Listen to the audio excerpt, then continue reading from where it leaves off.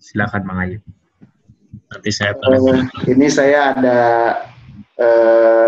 pertanyaan ya, mungkin bagaimana caranya agar ketika imam itu membaca ayat sajdah gitu ya, membaca ayat sajdah itu makmum bisa kompak gitu ya. Seperti kalau di Masjidil Haram itu kan imamnya baca lama gitu ya, tiba-tiba Allahu Akbar dikirain ruku padahal sujud. Kalau kita kan nggak tahu gitu. Ya imamnya ternyata membaca ayat sajdah. Terus juga pernah di kampung gitu ada polisi, dia marah-marah di sholat subuh. Ini sholat apaan katanya 3 rakaat gitu. Sholat apaan katanya ini 3 rakaat. Saya selama sampai segede ini katanya baru ada sholat subuh 3 rakaat sudah gitu. Padahal imamnya kan baca ayat sajdah gitu. Jadi ya bagaimana gitu supaya masyarakat kita itu ketika imam dibaca ayat sajdah tuh ya tidak ada prasangka atau bagaimana gitu. Mungkin ada pengalaman memang yang lain. Ya, silakan Mas Harun dulu. Ramdhani. Terima kasih, Mike. Ya, ini pengalaman ya. Waktu saya masih tinggal di Karangas sama orang tua dan orang tua masih ada. Ini pengalaman saja. Waktu itu sholat subuh berjamaah, orang tua saya yang mengimamin di masjid. Nah, sebelum mulai takbir, ayah saya ini mengingatkan, saya akan baca surat sajadah dan nanti kita akan sujud tilawah. Jadi diinformasikan di awal sebelum sholat. Itu pengalaman yang sudah saya rasakan. Terima kasih, itu aja Mang sharingnya. Terima kasih. Ya, Mang Karna. Ya, terima kasih. Yes.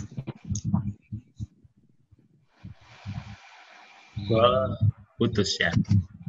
Apa? Ya, silakan. Ya. Terima kasih. Ini juga pengalaman Mang Yatma ya, Ustadz Aib. Jadi di masjid kami itu kan memang sekarang ya, kalau sekarang setiap Jumat insya Allah biasa dengan sujud sajdah ini. Seperti hari ini Jumat juga alhamdulillah tadi sudah ini pakai sujud sajdah. Namun demikian di awalnya dulu itu ramai itu. Banyak perdebatan itu. Iya. Jadi kami itu ya pengurus masjid itu rapat, ngobrol, musyawarah bagaimana caranya. Ini kan pengurus masjid ini berkeinginan kuat ya, minimal lah kita tuh seminggu sekali untuk Jumat kita selalu untuk membaca alif lam mim sajdah ya. Terus kita laksanakan sujud sajdah untuk di rakaat pertama. Nah, akhirnya disampaikan kita musyawarah, kemudian keputusannya kalau gitu kita adakan beberapa ngaji, khusus ngaji, datangkan ustadz. Ini khusus membahas masalah sujud sajdah. Jadi beberapa pertemuan ngaji itu ya Ustadz Aid ya, kita ada di masjid yang biasanya ngaji fikih, ngaji tauhid. Nah, itu diganti khusus selama beberapa pertemuan sampai sebulan, kemudian khusus untuk Jumatnya juga pada halayak ramai diumumkan. Diumumkan pada hari Jumat. Jadi di masjid kita ini ke depan, dari mulai ke depan, dari sekarang ke depan, insya Allah untuk hari Jumat subuh diadakan sujud sajdah seperti itu. Nah ini tidak cukup rupanya, tidak cukup.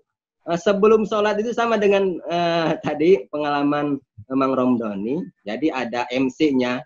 Ini sama sampai sekarang kalau di kami ya, sampai sekarang di kami. Jadi sebelum qomat, sebelum iqomah itu MC-nya ke depan mengumumkan lagi bahwa rakaat pertama kita adakan sujud sajdah, mohon dimaklumi.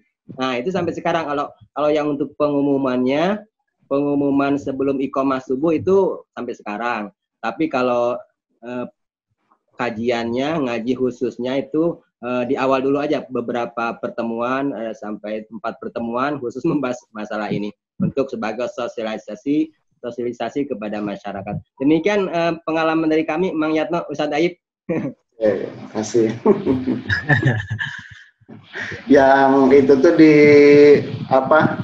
Masjidil Haram atau Masjid Nabawi gitu ya, pengalaman saya itu kalau ya termasuk saya sendiri gitu, karena saya belum hafal semua posisi-posisi sujud sajadah gitu ya. Imamnya baca lama, tiba-tiba Allahu Akbar, kirain sujud gitu. Pas lihat kiri kanan orang Arab kan hafal itu.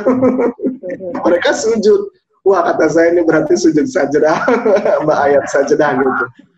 Itu mungkin Mang. Jadi kita juga perlu hafal itu ayat sajadah supaya ya kalau ada imam membaca itu, imam kemudian sujud gitu ya, itu kita tidak kikuk gitu. Gak apa-apa Mang Ayib, itu bagian dari humor orang Indonesia. Di bahasa itu humor Mang, itu mungkin sudah ada yang mengarang humor itu. Tak pikir Mang Ayib udah mulai bisa mempertawakan sendiri, udah bisa menyampaikan gitu ya. Ada. Saya khawatir nanti yang berjajar di depannya malah subhanallah, subhanallah. Subhanallah gitu ya. Subhanallah. Habis itu kalau yang di belakangnya bapak-bapak yang makmumnya, pengalaman saya itu subhanallahnya biasa. Tapi kalau saya suka ngimamin anak-anak gitu ya, itu kalau ada yang salah itu diteriakin semua.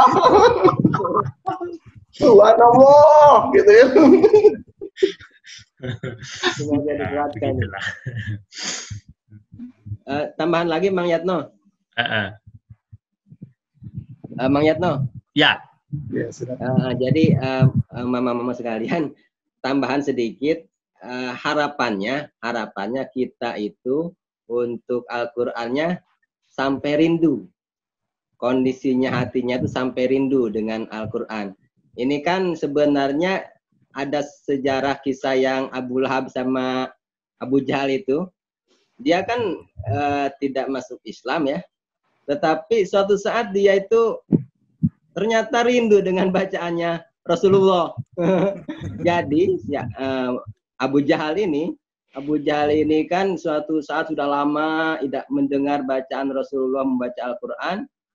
Kangen rupanya, rindu terhadap bacaan Al-Quran. Nah, sama halnya dengan si Abu Lahab.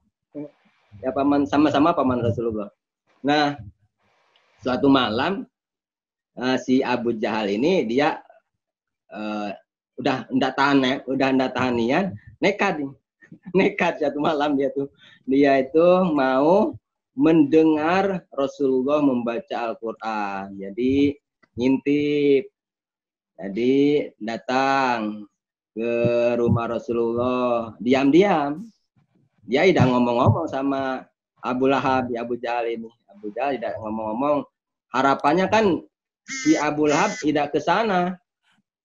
Karena kalau dia ngomong sama Abu Lahab, Abu Jahal ngomong sama Abu Lahab untuk mau ke rumah Rasulullah mendengarkan Rasulullah baca Al-Quran, malu dia. Selama dia memusuhi kan.